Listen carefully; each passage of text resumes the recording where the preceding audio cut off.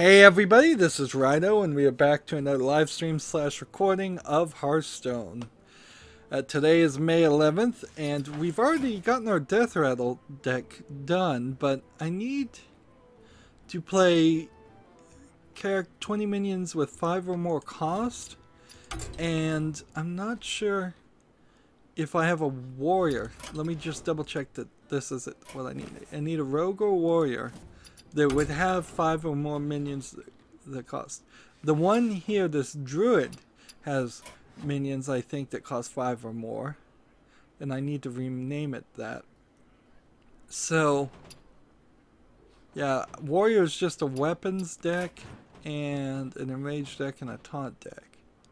So I think just sticking to what I've been doing will kind of work, and since I got it successfully working, that's worked.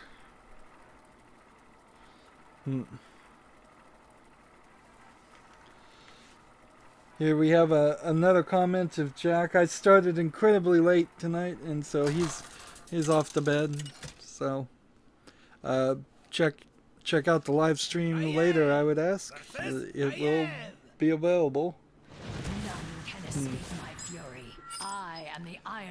Last thing I'd want people to do is stay awake or suffer sleep deprivation watching my streams.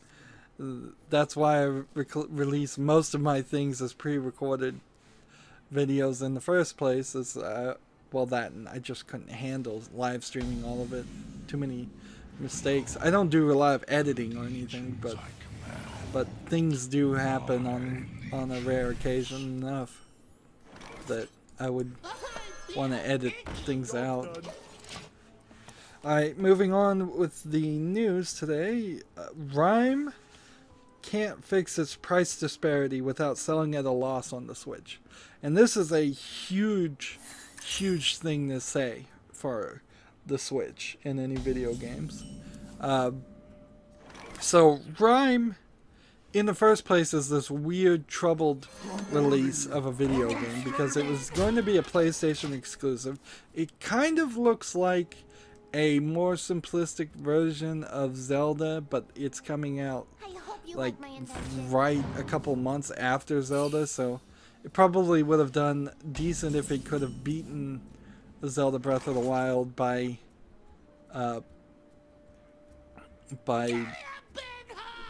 let's say 3 or 4 months. But because it's coming 2 months after Breath of the Wild, where people very likely are still playing Breath of the Wild, since it's such a big thing, a big game, that's gonna hurt its sales. Also, its troubled development is kind of well known and well announced. Instead of just kind of silently saying, well, I mean, they tried to keep it under wraps, but how you can't really say we've gone from being a PlayStation exclusive to being a multi-platform to being they may be at the point where they're not even actually on the PlayStation now for Rhyme. It's not completely as open. It's not an open world game from what I've heard, and it looks like Zelda Wind Waker more than Zelda Breath of the Wild too. So on its own, if you just kind of leave the comparisons out, it looks like it might be a decent game. But then now it's got this other problem, and it's just every announcement about Rhyme has been problematic, where it's more expensive on the Switch. Now this might actually be just a problem with the Switch in general, that there's some kind of incredibly expensive licensing restrictions or development restrictions that are happening to put a game on the Switch. That would sort of line up with there being no Switch version of Minecraft. The weird thing is, because the Switch is a BSD thing, when I've had the one time I've tried to use BSD, it did seem like there was considerably less support than the small amount of support that applications have on like a Debian-based Linux operating system. So maybe there's some core technology problems that haven't been fixed as an interface for the Nintendo part of that. Like, if the BSD core part of the Switch cannot handle OpenGL or Vulkan, if there is even any Vulkan in that NVIDIA Tegra graphics processor, like, but there might be simpler things. There might be no, like, database software like MySQL or MariaDB. That might not be integrated into the Switch. And a game potentially could use those, but it probably wouldn't. So I'd really like to know what the difference there. It's probably something much more high level than what I just suggested. It's more than likely no support for Unreal Engine 4's certain plugins in Unreal Engine 4. I wouldn't be surprised if that was the case.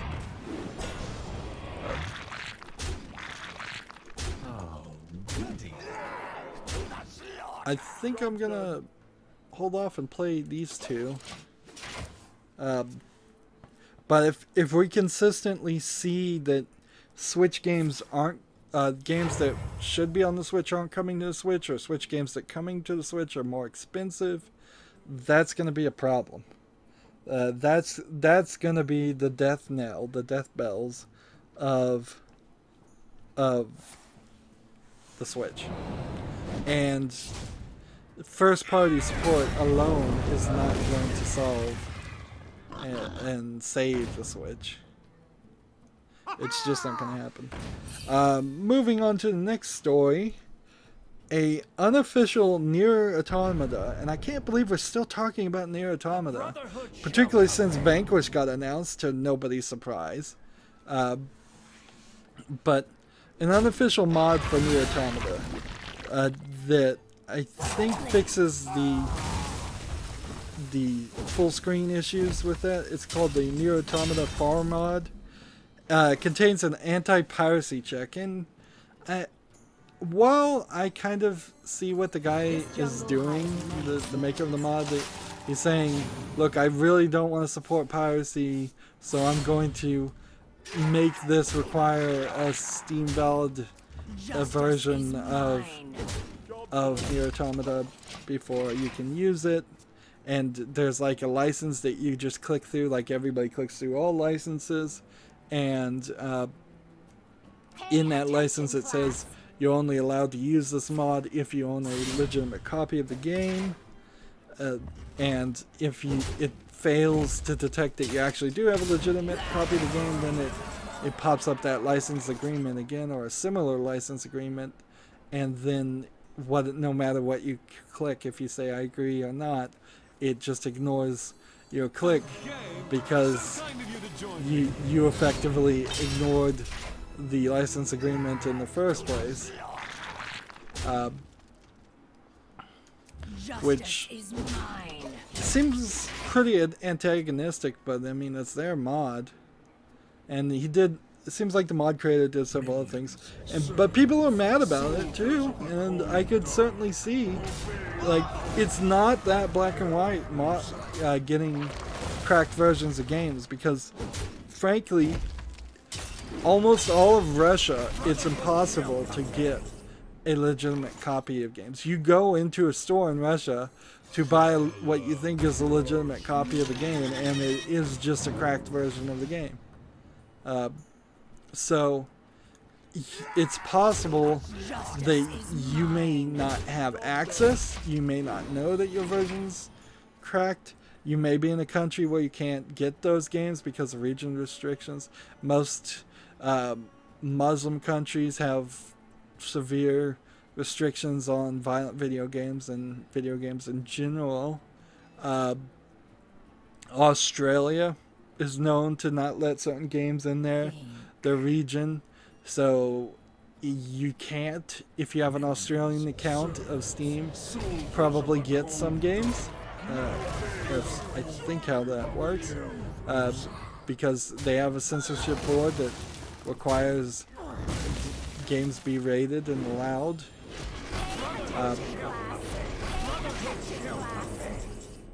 So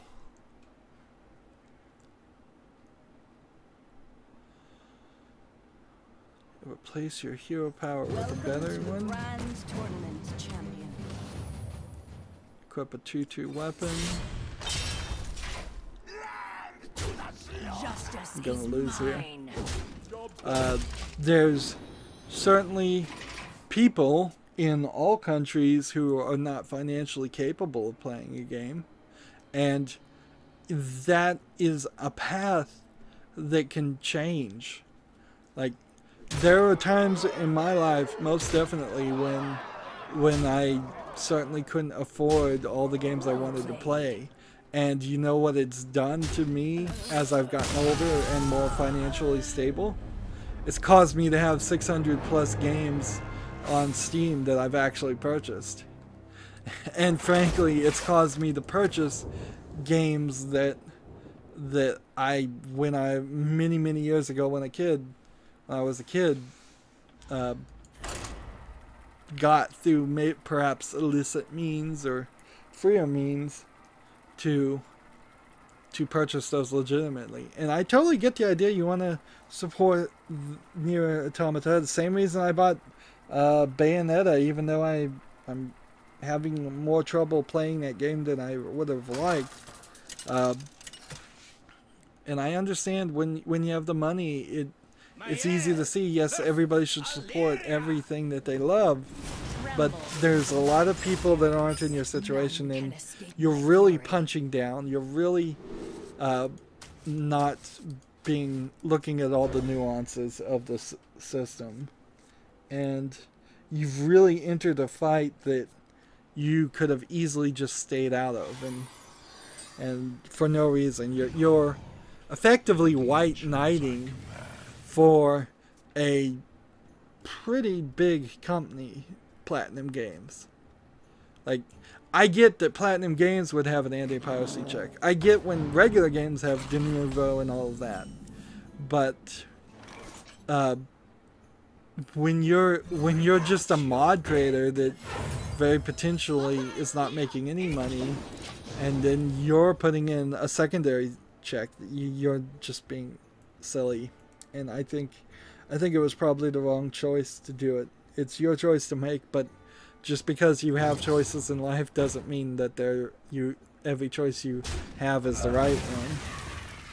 Moving on, Mass Effect is officially on hiatus, and BioWare Montreal is moving to a support team for Battlefront 2, Star Wars Battlefront 2, pretty much only. So, yeah. In one breath, it feels like this should have been done after Mass Effect 3. Seems like they really just wanted to squeeze more money out of it, or see if they could start a new trilogy there. That was their idea with Mass Effect Andromeda, and they failed miserably. But on the other hand, I have to think that Ubisoft Montreal just got screwed by its larger companies of Ubisoft. This is a Ubisoft game. I hope it could be Eidos Montreal. But whatever. I already erased it as I was talking. That was stupid of me. I think either way they got screwed by their bigger people. They were not given enough budget. They were not given enough time. So their hires up shorted them on resources. I don't want to get into politics too much, but the arguments of the recently fired FBI director James Comey have come out saying that he asked for more resources and then he was fired. It's like, well, you know, that's how higher ups sometimes do it, is that they cut you off on resources and then they complain that you didn't do good quality work when you had both hands and 2 feet tied behind your back from them. It's pretty clear that there were problems that should have been recognized in Mass Effect Andromeda. And if that game was pushed a year and worked on and came out and it was great, it would have probably continued that company's ability to do something important. But that's clearly not what they wanted. They wanted the Star Wars Battlefront, and they wanted to focus that. And Ubisoft's not the only one there. There's another news story where Square Enix, let's see if I can find it. Square Enix is talking about selling IO Interactive, and IO Interactive mostly has only made Hitman, so Hitman Season 2 is now in jeopardy as Square Enix wants to get rid of them, and best as I can tell, the reason for that is because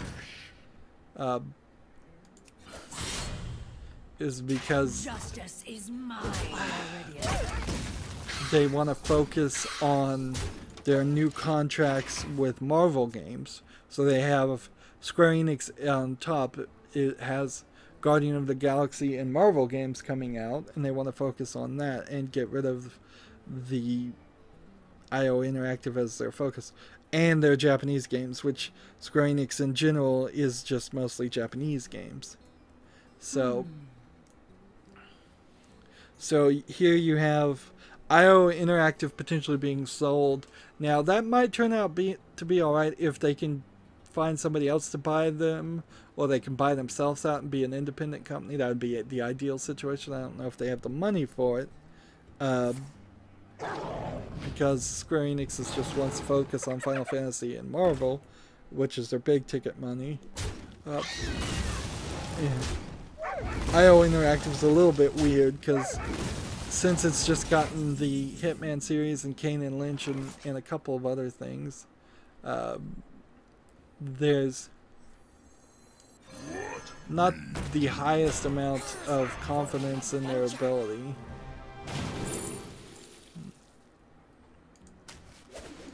Melt away. Justice is mine. But for Ubisoft Montreal and Mass Effect Andromeda, I think you're going to see that very few people there stay at that company voluntarily. Now there is some weirdness being in Montreal in which they have to buy out their contracts. It's not like the United States where you're practically at will. Apparently, even if you're the FBI director, to get back into politics for a second. So because of that, I think what they're going to try to do is to, I wouldn't be surprised if people start getting treated worse and worse in Eidos Montreal to try to push them out, much like they do in Japanese jobs, where they're given terrible jobs to get people to quit because it's so hard to fire people. But eventually, I think that company is gone. I think everybody's going to leave eventually, and it's going to get shut down. And there will be some other office in Montreal. Possibly, very likely, actually, Gearbox Montreal. Since Gearbox did open that video game studio, I wouldn't be surprised if over the next year or two we see lots of people transfer from that job to the other job, and only the worst of the worst people that Gearbox doesn't want will end up staying in Ubisoft Montreal. And what this really says more for Ubisoft is that there's a high chance of Ubisoft making less and less games now, which, I don't know, I mean, I kind of want Ubisoft to make no games. I kind of want Ubisoft to be broken up into its individual companies And so some companies do good games, and then you get a good year of Assassin's Creed, and some companies do the bad year version of Assassin's Creed, and I would much prefer to just have the good company do good versions of Assassin's Creed every 2 years than have it toggle between good and bad. And I'd much prefer that people who are making the bad versions of Assassin's Creed move on to a project that maybe they can work on and do better work on. Because, same example, Ubisoft Montreal is supporting Battlefront 2. That's probably not the best use of them. Just as a support company. Since I already mentioned it, actually there's several different ways I could go here. Assassin's Creed Origins has been announced, and there's something that struck me with Origins. It's supposed to be set in ancient Egyptian times, and it's supposed to have naval battles. And at the first time I heard all of that, I was thinking, okay, that sounds good. That's going to have the best of the two previous games, probably, with naval battles, and be set in Egyptian times, which the Ezio collection of games pointing to a famous assassin from Egyptian times that use snakes. So I don't know if we're really going to find that the assassin we play as is that famous assassin, and if they actually do use snakes much at all, or asps. They'll call them asps instead. But the idea is there. But then I saw a screenshot of the boats, and think about this. If it's ancient Egyptian times, you're not talking pirate battles with cannons and things. You're talking naval battles with relatively small boats on a moderately small Nile river. I mean, you're out of Egypt if you go through the top or bottom of the Nile. So there can't be that many Egyptian things, and it's going to be like riverbank battles more than likely, because the Nile River is not super wide. And you're not going to have cannons unless you just have all kinds of technology that is going to be out of canon of the Assassin's Creed series. And when you start to think about it, like, because it's ancient, you're not going to have hidden blades. You're not going to have a gun. You're not going to have a poison blade. None of these things are going to easily integrate into the story. If this is set before Ezio. And by the way, if it's ancient Egyptian, it will also be set before Altair, which means you're not going to have any. You're going to have less than what even the first game of Assassin's Creed had as far as abilities. So no ability to climb higher, which was something that was introduced in Assassin's Creed 2. No guns, no double hidden blade, probably no hidden blade at all. Like, this game is going to be incredibly different if they follow the storyline. Unless they just throw it all out the window and say you can have guns in ancient Egypt. So the naval battles they're promising doesn't really make sense. The Egyptian part is going to be weird because I don't know what story they're really going to tell there. But because usually there's some kind of historical backing to at least the earlier Assassin's Creed games. Maybe the later ones stopped caring about that. I wouldn't be surprised. But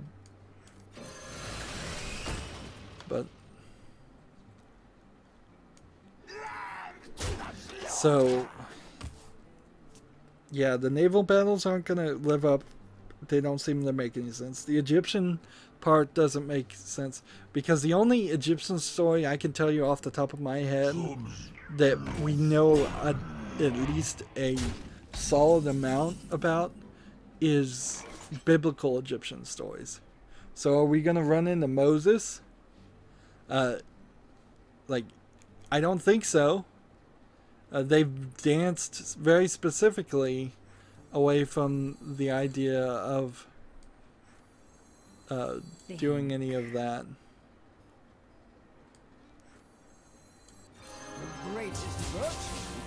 This will be interesting. Trigger this, and then trigger it twice.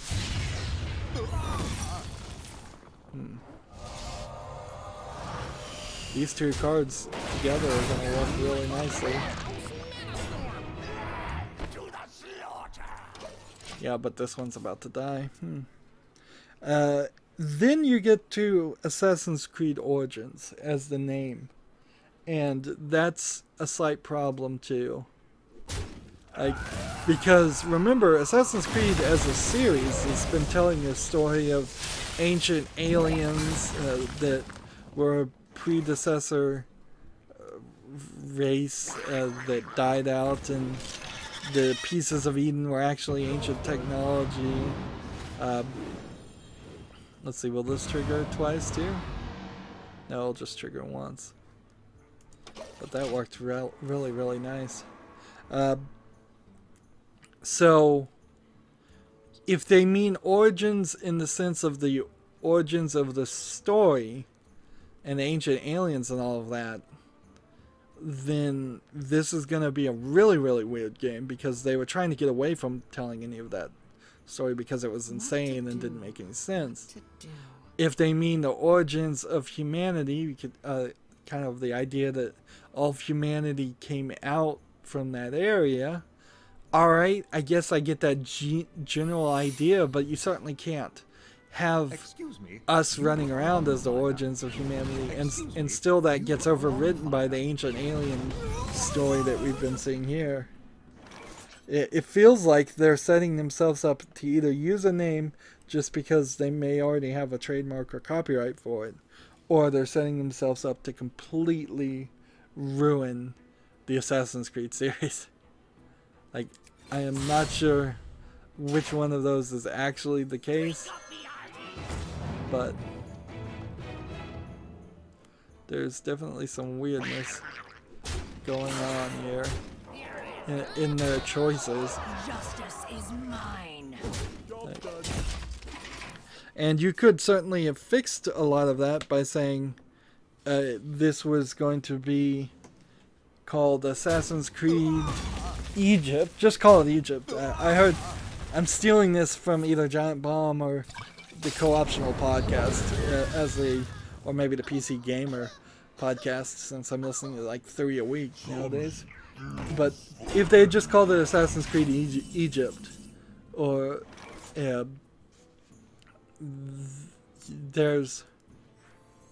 that would have been alright with me. So I'm going to attack this. And I'm going to attack this. And then attack this. Is mine. So yeah, you would have gotten away from the origins issue just by calling it Egypt. I think if you said it in a more modern Egypt time, I don't know when you'd specifically said that, because you kind of have to set it after Altair, but not specifically too far after Altair, because we don't really want it set in modern day Egypt. But you also want it after Altair so that they have the technology of at least a hidden blade. Like, or you just set it in modern day Egypt in a very different world. A world controlled by Abstergo. If you wanted to pull that trigger, you could go crazy with it, I guess, and say, well, Abstergo is now in total control of everything, so the Egypt that we would see in the real world versus the Egypt that is under Templar control is totally different. But then that totally changes the world. And that's kind of what they suggested happened at the end of Assassin's Creed 3, or what was going to happen at the end of Assassin's Creed 3 is that the whole world was going to get eliminated and rebooted as far as a society. Anyways, Justice is mine. so you could pull that trigger, I guess. The weird thing is they're just painting themselves in a corner, I think. And they're gonna have to really dance around it to figure out a way not to end up painted in the corner. Justice Well, is mine. at this rate, it seems like I'm gonna lose, and we're gonna go a little bit over. And Jack's gone to bed, so there went my one follower. And see, this is a consistent issue, and it's going to be a consistent issue, is that my insomnia and the way I do things pushes me to start doing things around 5 p.m. in the evening, which kind of makes sense if you're just getting off work or school, but it also demands all of your free time if you're getting off work or school, which is not a realistic demand for my channel to make. And I think I would get more views going earlier and having people sneak watching my videos when they're supposed to be doing their job or school. I was always surprised when I got on the job and people would like listening to a radio or watching TV or just goofing off on the internet. But I guess it depends on your job and what your boss really cares about. Generally, I always took it as people weren't really interested in doing their best work, or their job was too easy in the first place, so that was it. So they could get away with it. But I could also see if you're working in like a garage and nobody's and you just have to be there to wait for somebody to show up and ask for an oil change or something, I could see it being pretty boring. But that generally implies too that if you're working in a career like that you don't have enough work and you need to try and get more work. Well, stay tuned if you're watching live. That's going to be it for this recording. As always, I ask you to like, share, subscribe, comment down below, and watch every second of my videos. All of that helps me with YouTube. If you want to friend or follow me on basically any social media sites, there's a bunch of links in the description. Thank you for watching. Have a good evening.